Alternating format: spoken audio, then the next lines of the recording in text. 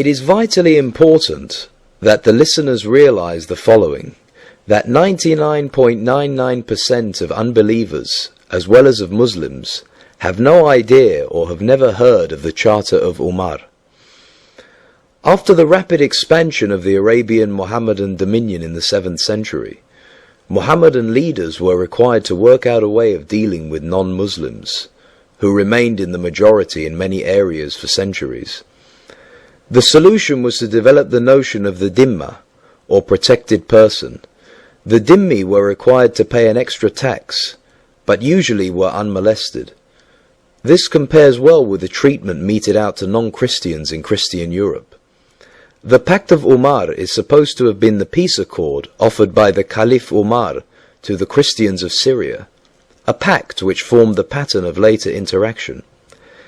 Historians are not unanimous as to which Umar this charter or covenant is actually attributed, whether Umar ibn al-Khattab, the second Khalifa, or the Umayyad Umar II.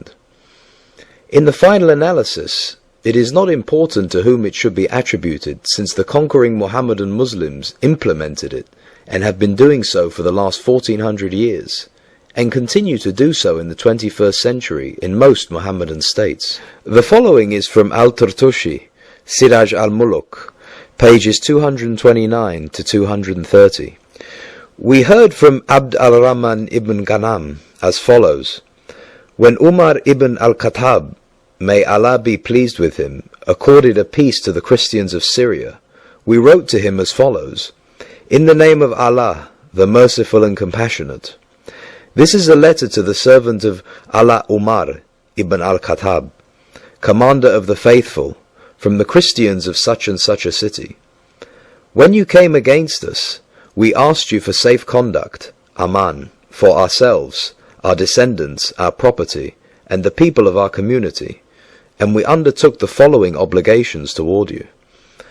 We shall not build in our cities or in their neighborhood new monasteries, churches, convents, or monk cells, nor shall we repair, by day or by night, such of them as fall in ruins or are situated in the quarters of the Muslims.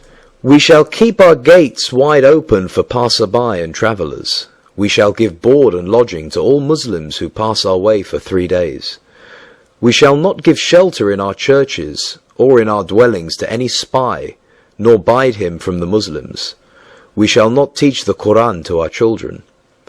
We shall not manifest our religion publicly, nor convert anyone to it.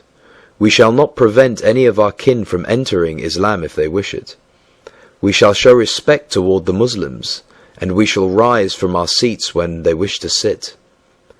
We shall not seek to resemble the Muslims by imitating any of their garments, the kalansuwa, the turban, footwear, or the parting of the hair. We shall not speak as they do, nor shall we adopt their kunyas. We shall not mount on saddles, nor shall we gird swords, nor bear any kind of arms, nor carry them on our persons. We shall not engrave Arabic inscriptions on our seals. We shall not sell fermented drinks. We shall clip the front of our heads. We shall always dress in the same way wherever we may be, and we shall bind the zunah round our waists. We shall not display our crosses or our books in the roads or markets of the Muslims. We shall use only clappers in our churches very softly. We shall not raise our voices when following our dead. We shall not show lights on any of the roads of the Muslims or in their markets. We shall not bury our dead near the Muslims. We shall not take slaves who have been allotted to Muslims. We shall not build houses overtopping the houses of the Muslims. When I brought the letter to Umar, may Allah be pleased with him, he added, we shall not strike a Muslim. We accept these conditions for ourselves and for the people of our community, and in return we receive safe conduct. If we in any way violate these undertakings for which we ourselves stand surety, we forfeit our covenant, dhimma, and we become liable to the penalties for contumacy and sedition. Umar ibn al-Khattab replied, sign what they ask, but add 2 clauses and impose them in addition to those which they have undertaken, They are, they shall not buy anyone made prisoner by the Muslims, and whoever strikes a Muslim with deliberate intent shall forfeit the protection of this pact. It is imperative that our listeners comprehend the following. 1. The Mohammedans were imposing degrading and discriminatory rules on the conquered peoples in their own homeland by the aggressors. 2. The Mohammedan Muslims were protecting the natives from whom? 3.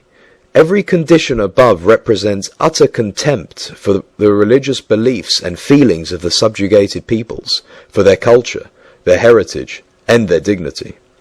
4.